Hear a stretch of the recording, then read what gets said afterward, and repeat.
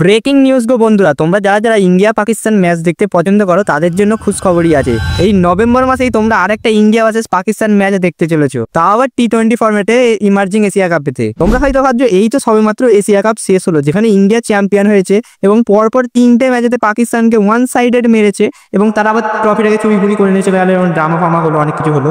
কিন্তু না, এটা সেই এশিয়া কাপ নয়, সেটা ছিল সিনিয়র টিমের এশিয়া কাপ। মানে প্রত্যেকটা টিম তাদের ফুল ফ্লেজের টিম নিয়ে খেলছিল, কিন্তু এখানে প্রত্যেকটা টিম তাদের রাইজিং স্টার, যারা তাদের লিগে বা ডোমেস্টিক ক্রিকেটে ভালো পারফরমেন্স করেছে এবং যারা খুব ইয়াং, তাদের একটা টিম করে এখানে পাঠানো হবে এবং প্রত্যেকটা টিমের সাথে খেলবে। ইমার্জিং নাম শুনে তোমরা এটা ভেবো না যে এদের কোনো হালকা প্লেয়ার যাচ্ছে ইন্ডিয়ার তরফ থেকে। ইন্ডিয়া তাদের ইমার্জিং এশিয়া কাপের স্কোয়াডটাকে ঘোষণা করে দিয়েছে। আগে তোমাদের স্কোয়াডটা করে শোনাই, তারপরেই তোমরা বুঝতে পারবে যে ম্যাচটা কতটা মজাদার হতে চলেছে। তো প্রথমেই আছে, তো ইন্ডিয়ার স্কোয়াডটা হলো এরকম যে প্রথমে আছে প্রিয়াংশ আরিয়া, বৈভব সূর্যবংশী। ভাই রাজস্থানের প্লেয়ার কি এরকম মারকুটে প্লেয়ার প্রিয়াংশ আরিয়া আর বৈভব সূর্যবংশী, সেটা তোমাদের আর আলাদা করে বলে দিতে হবে না। তারপরে আছে নিহাল ভাটেরা পাঞ্জাবের আরেকটা ভালো প্লেয়ার। তারপরে আছে নামনধীর, vice captain Ramandeep Singh, KKR এর প্লেয়ার, জানো কিরকম খেলে। ক্যাপ্টেন করা হয়েছে জিতেশ শর্মাকে। ভাই জিতেশ শর্মার কথা আর কি বলবো, আমাদের সিনিয়র টিমের এখন ফুল টাইম মেম্বার হয়ে গেছে জিতেশ শর্মা। তার সাথে সাথে ব্যাকআপ উইকেট কিপারে রেখেছে অভিষেক পোরেল, দিল্লি প্লেয়ার। অলরাউন্ডারে আছে পাঞ্জাবের প্লেয়ার সুয়ান শেটকে, হার্ষ ডুবে আর আশুতোষ শর্মা। বোলিংয়ে টিম ইন্ডিয়ার বোলিং লাইন আপে আছে ইয়াশ ঠাকুর, গুরপ্রীত সিং, বিজয় কুমার বৈশাখ, যুধবীর সিং আর সুয়াস শর্মা।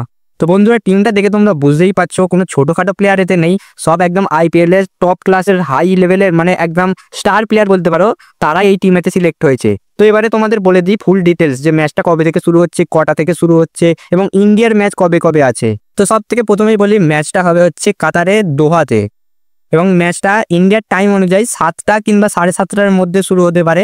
এবং এই ম্যাচগুলো শুরু হচ্ছে, প্রথম শুরু হবে 14 তারিখ থেকে 23 তারিখ পর্যন্ত ম্যাচটা খেলা যাবে। 14 তারিখ থেকে 23 তারিখ অবধি এই টুর্নামেন্টটা চলবে এবং 23 তারিখের ফাইনাল হবে।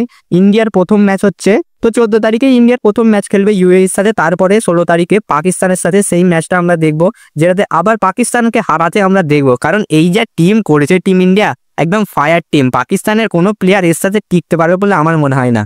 আমার মনে হয় পাকিস্তানের যদি সিনিয়র টিমকেও নিয়ে চলে আসে না, তাহলে এরা ওয়ান সাইডেড মেরে চলে আসবে। বৈভব সূর্যবংশী আর প্রিয়াংশ আরিয়ার যদি জুটিটা টিকে যায় না ওপেনিংয়ে, তাহলে পাকিস্তানের বোলারদের কোনো আর মানে ছাল চামড়া আস্ত রাখবে না, সব ছাল চামড়া গুটিয়ে দেবে। আর হ্যাঁ, এতে প্রত্যেকটা টিমের সাথে একবার করেই ম্যাচ খেলতে পারবে। এতে দুটো গ্রুপ করে দিয়েছে, ইন্ডিয়া, পাকিস্তান, UAE আর ওমান, এটা হচ্ছে একটা গ্রুপে থাকবে। আর বাংলাদেশ, আফগানিস্তান, শ্রীলঙ্কা আর হংকং, এরা একটা আলাদা গ্রুপে থাকবে। দুটো গ্রুপ থেকে যারা যারা টপ করবে তাদের দুজনের মধ্যে ফাইনাল হবে এবং 23 তারিখে ফাইনাল হবে।